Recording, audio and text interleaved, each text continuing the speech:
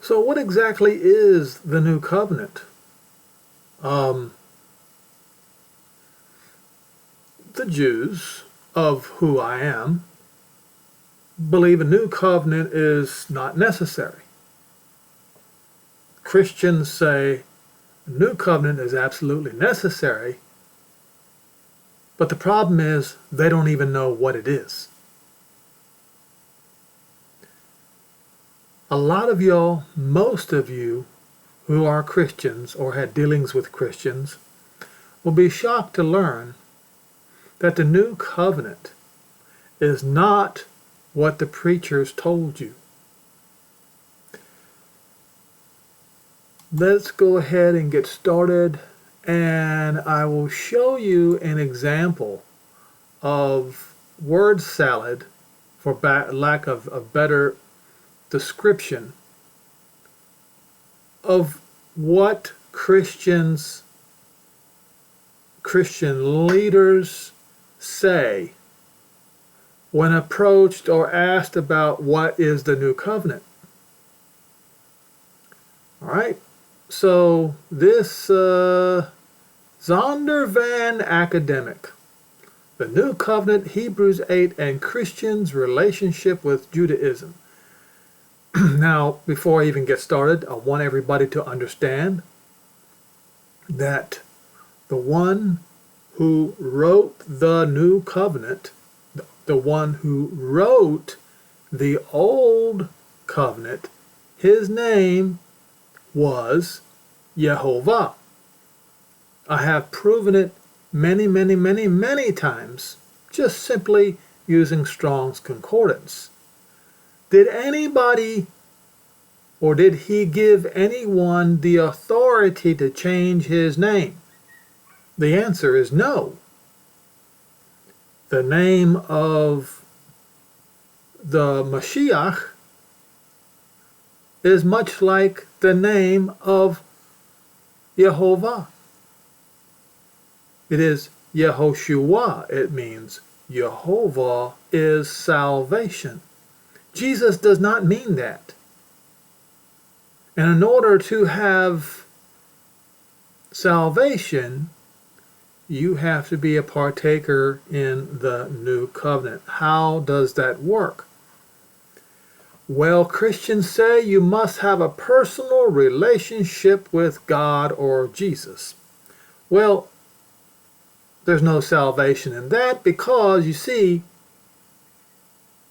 Yehovah did not change his name, and since Yehovah is salvation and God is not, then God does not provide a new covenant, or an old covenant for that matter. Now, let's get started. So, in some levels, the book of Hebrews is a book about covenants. At its heart, Hebrews focused on the superiority of Christ's covenant, encouraging leaders not to turn back to the sacrifices and rituals of the old covenant. Hebrews 7 through 10 centers on the discussion, and chapter 8 closes with the words, by calling this covenant new, he had made the first one obsolete, and what is obsolete and outdated will soon disappear. Hebrews 8 verse 13. And those words introduce tension between Christians and the Jewish faith, tensions that would have contributed to historical anti-Semitism. Not if they would have read where Paul got Hebrews 8 verses 8 through 12 from. If they would have read that, there would have been no historical anti-Semitism. Let's continue.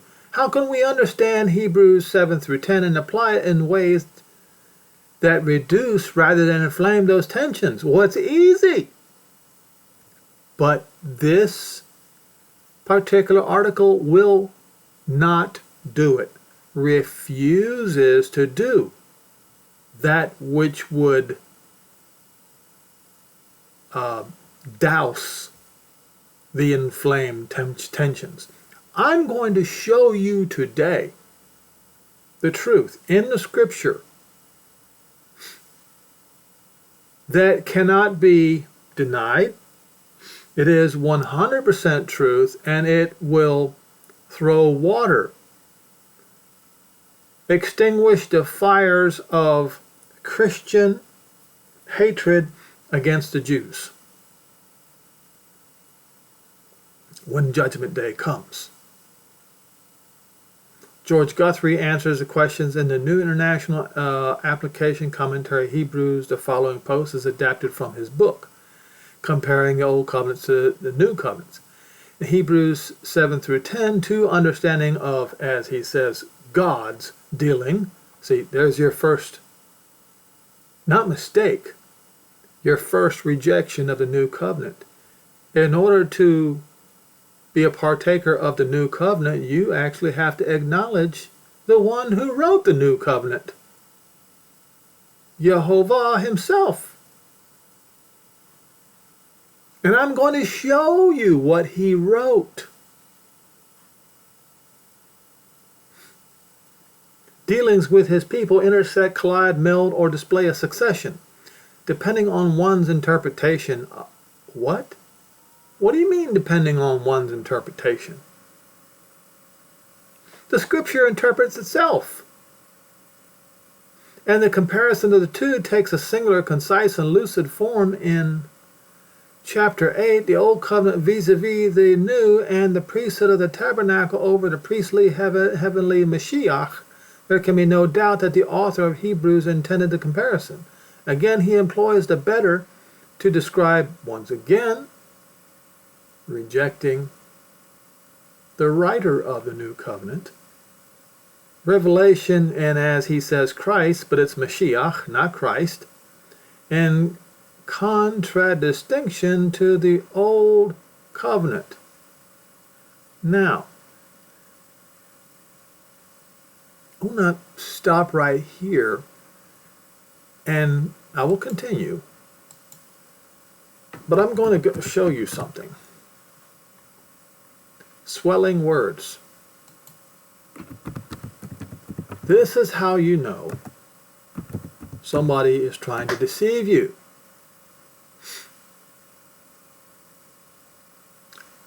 Which one should I go to? Yehuda 1:16? I'll try that first, and then I'll go with 2 Cephas 2 verse 18.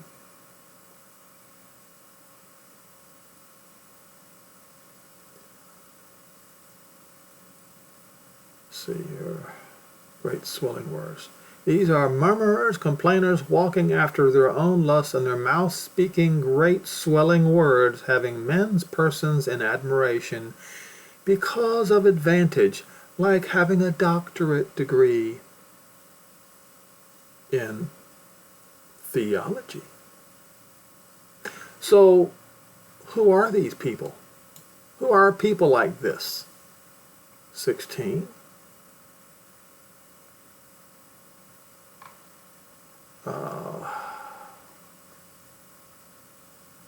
And Enoch, also the seventh from Adam, prophesied of these things, saying, Behold, Jehovah, not the Lord, comes with 10,000s of his Kodesh, not saints, to execute judgment upon all, and to convict all that are unrighteous among them, and all of their unrighteous deeds which they have unrighteously committed, and all of their hard speeches. What do you mean, hard speeches? Let's go look at this. Hard, that would mean difficult, right? Wouldn't you agree? Difficult speeches. Difficult what?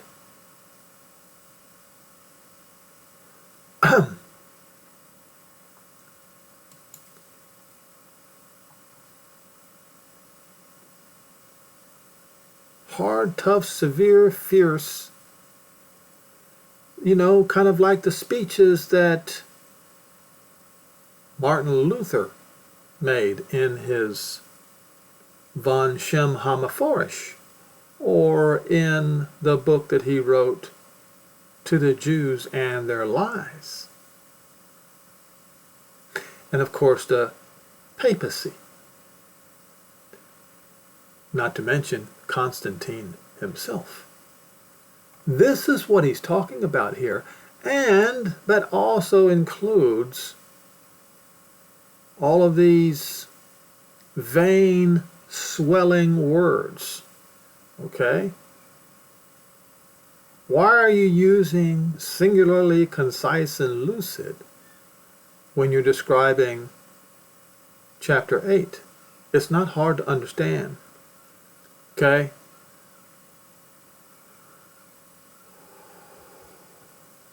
Again and again, he employs the term better to describe, as he says, God's revelation, and as he says, Christ's contradistinction.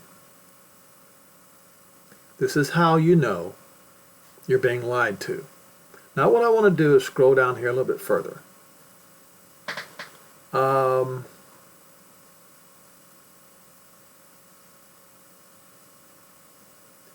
At least two problems are inherent with his attitude. What attitude? What is this I'm the big guy and you're the small guy. The Christians speaking to the Jews in such a way. Okay? This perspective belies a devaluation of, as he says, God, but it's Jehovah, did in the Old Covenant religion. How could he interact with his people, interaction with his people, his provision for covenant with them, be seen as less magnificent even if it was provisional?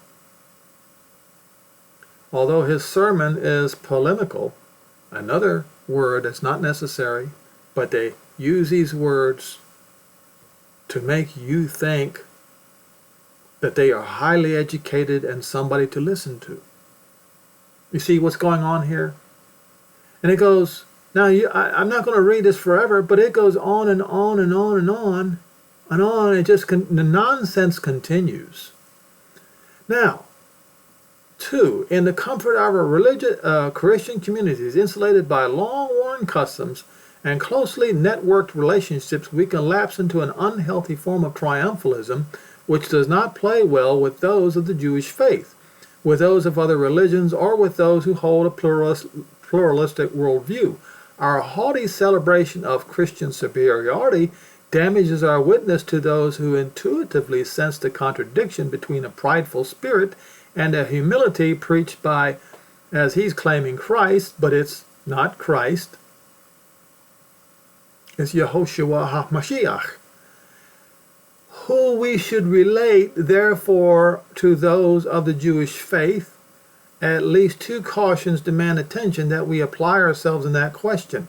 We need to remember that the supersessionism described in Hebrews 8 has been misused at times to justify anti-Semitism. Is there supersessionism in Hebrews 8?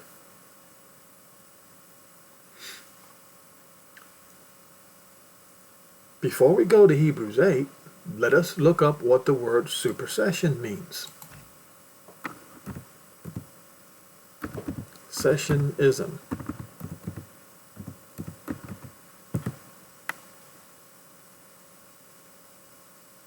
Supersessionism, also called fulfillment theology by its proponents and replacement theology by its detractors, is the Christian doctrine that the Christian church has superseded the Jewish people. So, this fellow, that's in Wikipedia, you can go look it up. So this fellow claims that Hebrews 8 describes that very thing. Does it? Let's go find out.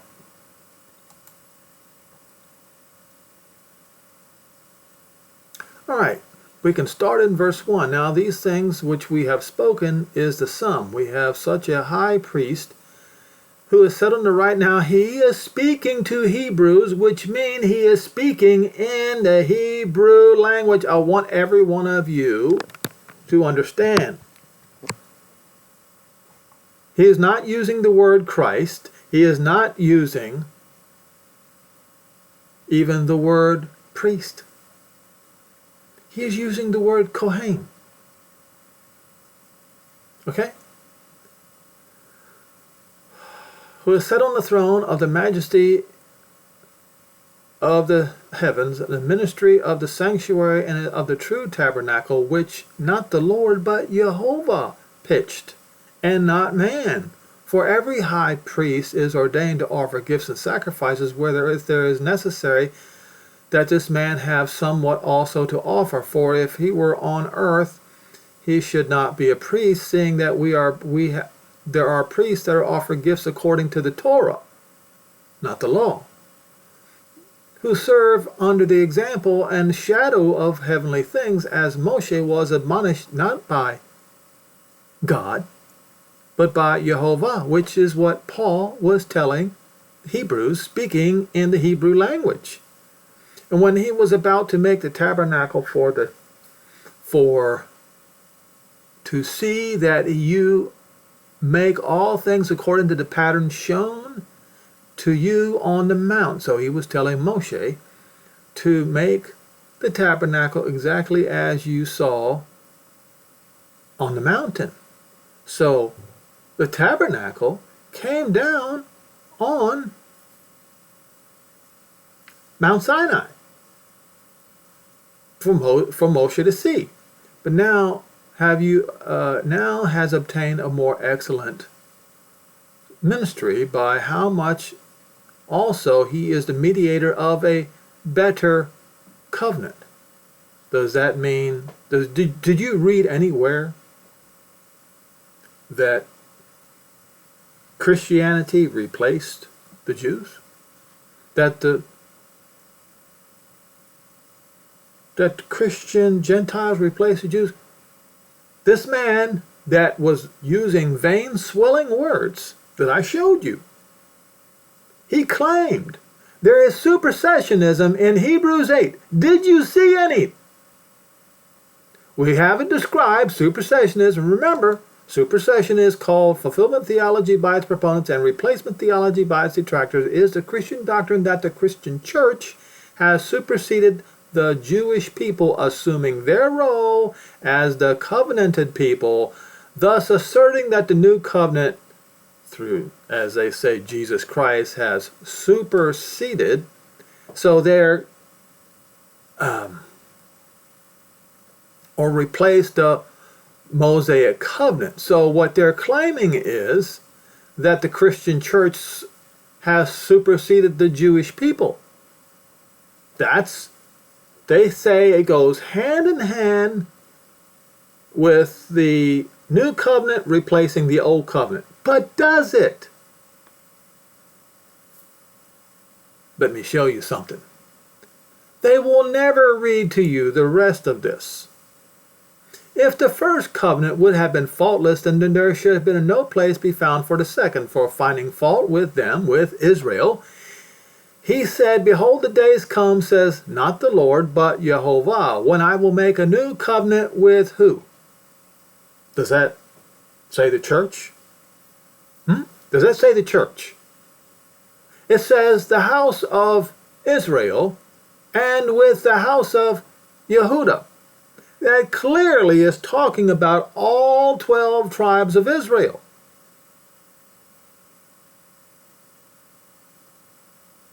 So what got lost in translation here? What is it that you do not understand? It's kind of like the Second Amendment of the Constitution of the United States. What part of shall not be infringed do you not understand? And I ask you, what part of new covenant with the house of Israel and with the house of Yehudah do you not understand? Where does it say that Christianity, that Christians replace the Jews? It clearly says he's going to make a new covenant with the house of Israel and with the house of Yehudah. Not according to the covenant that I made with their fathers in the day when I took them by the hand to lead them out of the land of Egypt, because they continued not in my covenant, and I regarded them not, says Jehovah. This is the covenant that I will make with the house of Israel. I've often pointed this particular phrase. It's in the after part. Hold on. It does not say it like that here. I will go to Yeremiah 31, verse 31 to 34. That's where Paul got the new covenant from. In the after part says Jehovah, I will put my Torah into their mind and write it in their hearts, and I will be to them Elohim, and they shall be to me a people. So that means the Torah is going to be brought back.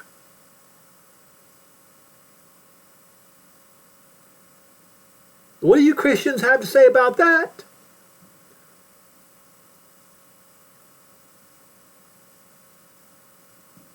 And they shall no longer teach every man his neighbor and every man his brother, saying, Know Jehovah, for they shall all know me from the least unto the greatest.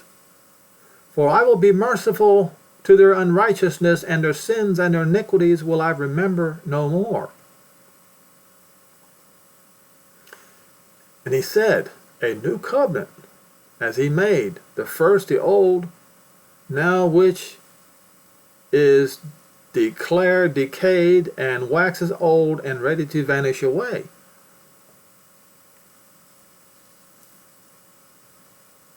The new covenant promises forgiveness of Israel and Yehuda's sins. He's going to remember their sins no more. He is going to cause them to know Jehovah. Every man will know him, and the Torah will be in their hearts and in their minds. How is the new covenant going to be implemented? And this is where the Christians really get violently angry. But I'm going to show it to you. You have to go back to Yeremiah.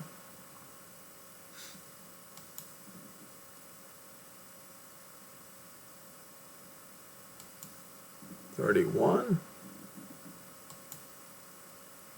Now, so the new covenant starts here, right here. The new covenant.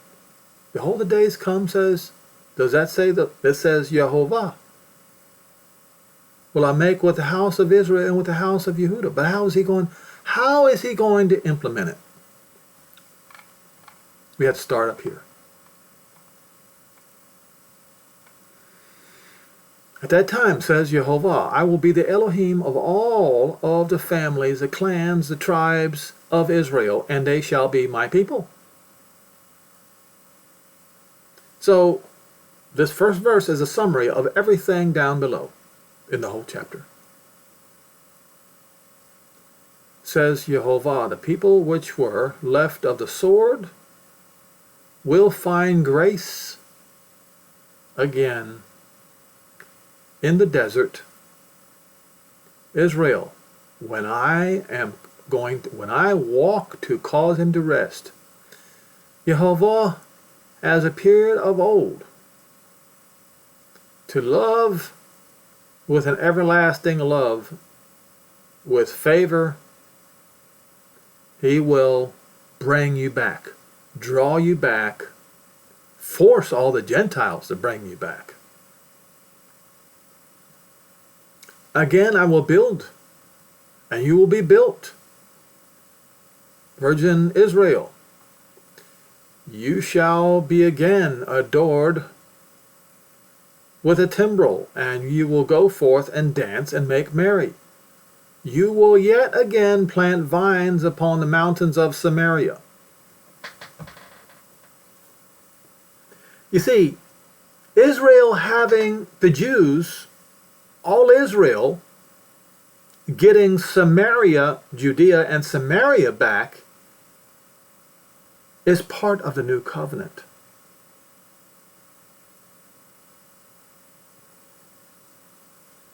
The planter, and who's living over there in Judea and Samaria? Well, the people who call themselves Palestinians do. Who is stopping Israel from taking a hold of the new covenant? Christians are. That's right, Christians. I will show you. The planters will be planting on them and eat the fruit that comes from them. The Israelis will be doing this. And there will be a day when the watchmen upon Mount Ephraim. Now, where is Mount Ephraim?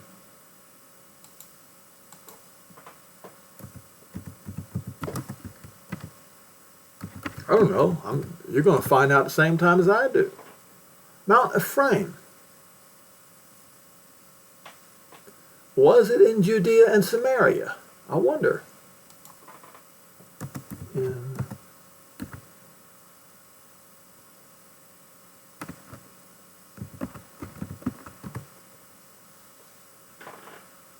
there you have it.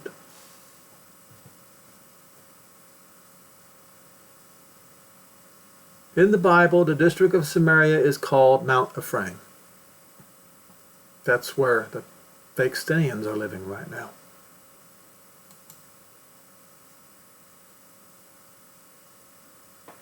There shall be a day that watchmen upon Mount Ephraim shall cry, and arise and let us go to Zion unto Jehovah Elohim. Who are these watchmen? Well, I'll tell you who these watchmen are. Are you ready for this?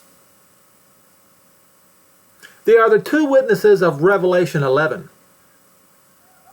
And the same fugitives written about in the latter portion of Isaiah 66 that are going to gather all Israel.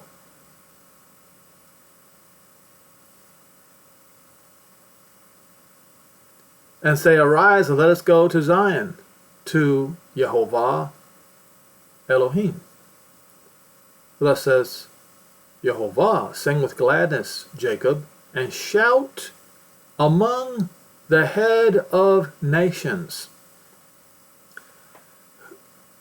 United Nations, United States, Russia, heads of nations, publish, shine, and say, Jehovah will deliver his people, the remnant of Israel. Now remember, these watchmen are the two witnesses of Revelation 11. They are going to do this. To the head of nations today is clearly the United States of America, and in Isaiah 60, verse 8, it says, Tarshish. Tarshish, according to Pliny the Younger, I believe, are beyond the pillars of Heracles. Now, Tarshish was on the western coast that goes into the Atlantic of Portugal.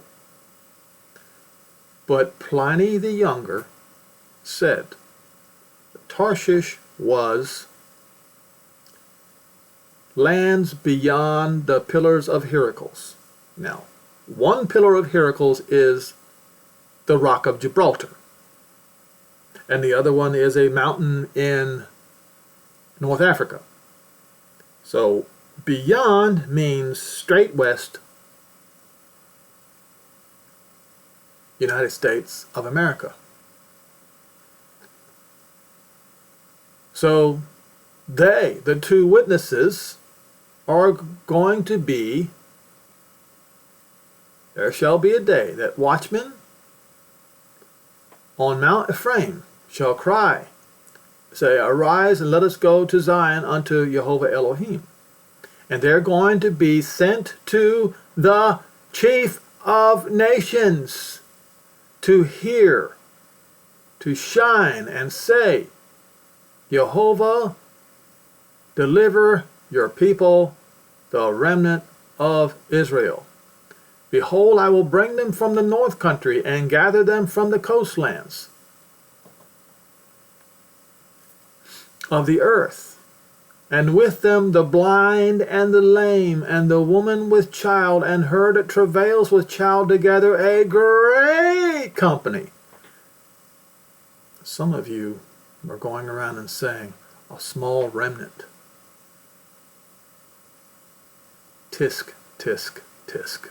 Shame on you for that. A great assembly shall return there.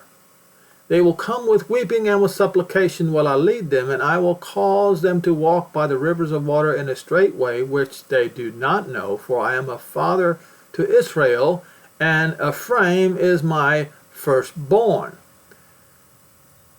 among the people of Israel. Okay?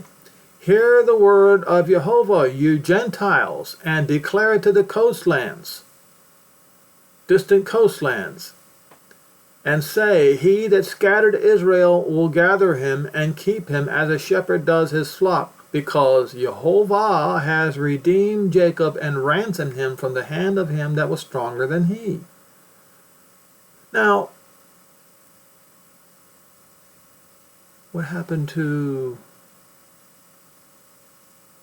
20-point plan? That I did show you the 20-point plan of Donald Trump.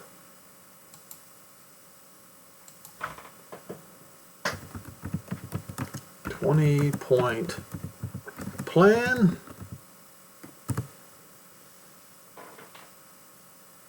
All right, I showed this to you a couple days ago. All right. President Donald Trump says Israel Hamas has signed off on the first phase of his 20-point Gaza peace plan, in a major step towards a permanent end to 2 years of war. Now, and see, U.S., Qatar, Egypt, Turkish mediators will attempt to get both sides to agree what Trump called a strong and durable and everlasting peace. Something that Satan would say himself. But see, nowhere in here does it say that the so-called Palestinians have to give up Judea and Samaria. Nowhere. Nowhere. Nowhere.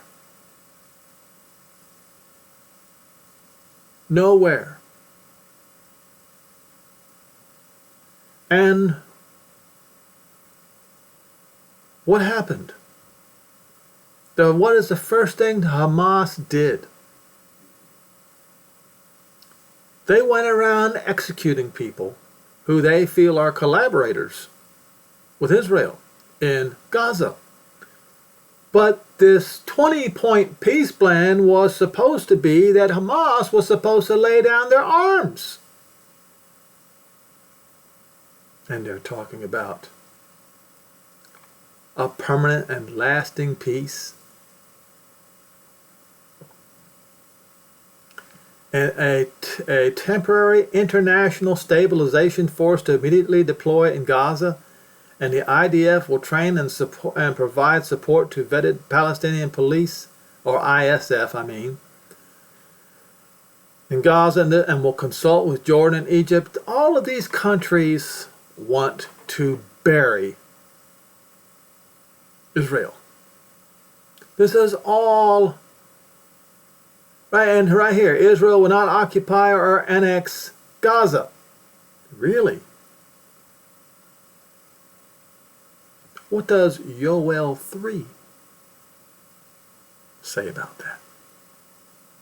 Now remember, Yoel 3 is a part of the new covenant. Remember, you scroll down here further. Yes, Jehovah has redeemed and ransomed Jacob from those that were stronger than him. Now, you go down here. Behold, the days come, says Jehovah, when I will make a new covenant with the house of Israel and with the house of Yehudah. not according to the covenant that I made with their fathers in the day when I took them by the hand to lead them out of the land of Egypt, which covenant they broke when I was a husband unto them, said Jehovah, not God, not the Lord. But this shall be the covenant that I will make with the house of Israel. A car. In the after part, the following part. After what? When the time of the Gentiles comes to the end. That's your secret. After those days, in the after part in those days, says Jehovah, I will put my Torah in their inward parts and write it in their heart. I will be their Elohim, and they shall be my people, and they shall no longer teach every man his neighbor and every man his brother, saying, Know Jehovah, for they shall know me from the least of them unto the greatest of them. Okay? For I will forgive their iniquity and remember their sins no more. This is word for word what Paul said. So, going to Yoel 3 then,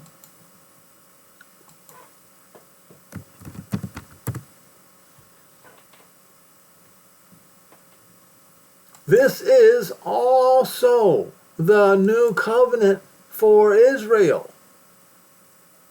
And what is going to happen when the new covenant is implemented? This is going to happen. And the Gentiles, the Christians, and the Muslims are going to reject it.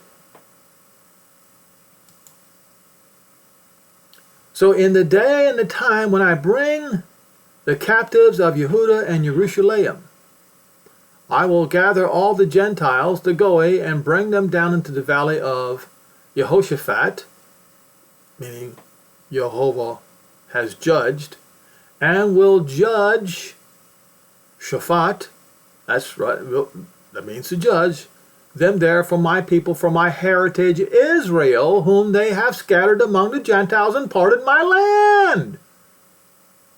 So the Trump peace deal says that Israel is not allowed to occupy Gaza. So this is clearly, Yoel 3 is clearly about implementing the new covenant for Israel. Let me show you. They have cast lots for my people. They have given a boy for a harlot and sold a girl for wine so that they may drink. And Tyre and Zidon. Yes, the occupiers are Hezbollah right now. And the coast of Pelisheth. Now, it says Palestine, but Pelisheth. That's the Philistines, Pelisheth. And it is. Watch carefully. Listen carefully. The territory on the South Mediterranean coast of Israel. Philistia. That would be Gaza. Okay?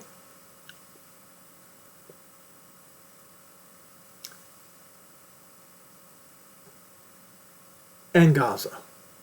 Will you render me a recompense? If you do, swiftly and speedily will I return your recompense upon your own head, because you stole my gold and silver, and you have carried into your temples my beautiful, pleasant things, and the children of Yehuda and Jerusalem have you sold unto the Greeks, that you might remove them far from their border.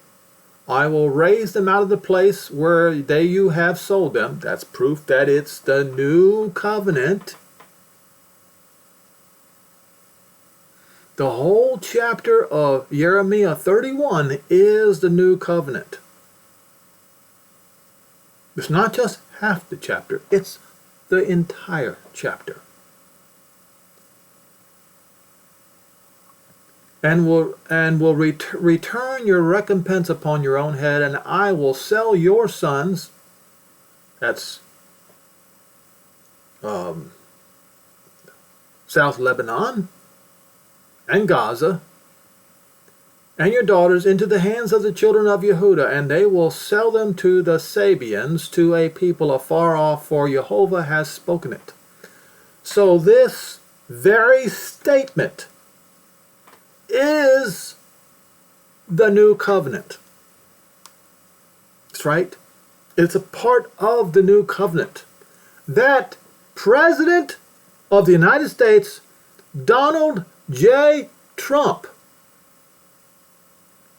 has blocked, has caused the Israelis to sign an agreement that they will not annex Gaza. But the new covenant says they will annex Gaza. And it also says how it's going to be done and what the reaction of the Gentiles is going to be when they do it. It's going to be the two witnesses that are going to do it, though, because the current government in Israel does not have the fortitude. They are relying on the United States of America for their protection. They are not relying on Jehovah. But when the two witnesses show up after the nuclear exchange, that's right, I've proven that many times in these videos, after the nuclear exchange of Zechariah 14, it's down there in the latter half of the chapter. After that, the two witnesses are going to arise and they're going to take over the reins of government in Israel. In fact, they're going to take over the reins of government on the entire earth for 3.5 years. They're going to do it by plagues. The plague of no rain for 3.5 years. They are going to force these great nations to hand over all Israel. And of course, once the two witnesses' mandate is complete, the Gentiles will kill the two witnesses, as written in Revelation 11, and then the Gentiles will think that they now have the upper hand, and then they're going to go in to invade Israel. And what happens then? Let the Gentiles assemble yourselves and come, all you Gentiles, gather yourselves round about and cause your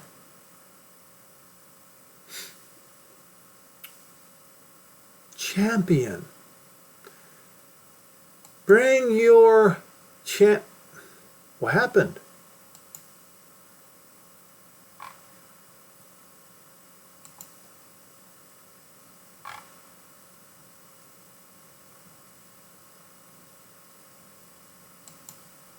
I don't know why it's doing this.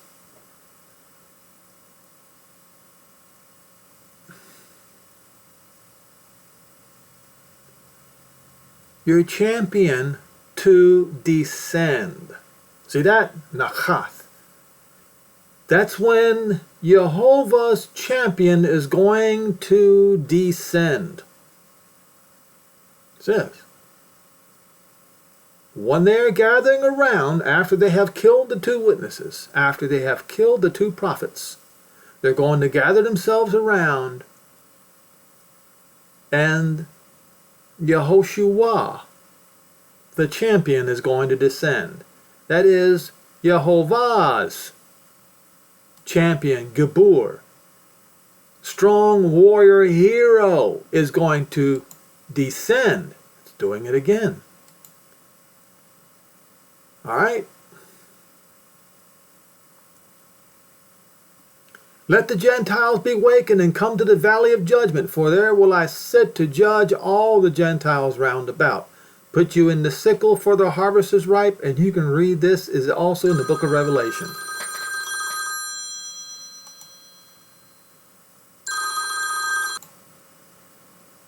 Put you in the sickle, for the harvest is ripe. Come, for the press is full, and the fats overflow, for the wickedness is great. That's also written in the book of Revelation.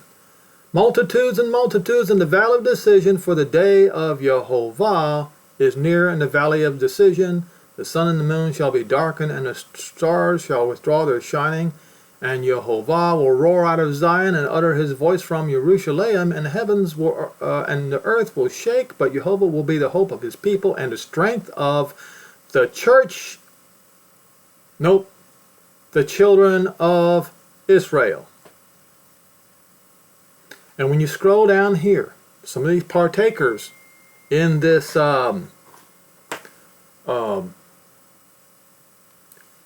peace point plan, one of them is Egypt. It says, Egypt shall be a desolation, and Edom shall be a desolate wilderness for the violence against the children of Yehudah, because they shed innocent blood in their land. Well, what's going to happen to all of these other nations like Rome, like Turkey, like Iran, like Iraq, who shed innocent blood in Israel's land? It's going to be the same thing happening to them.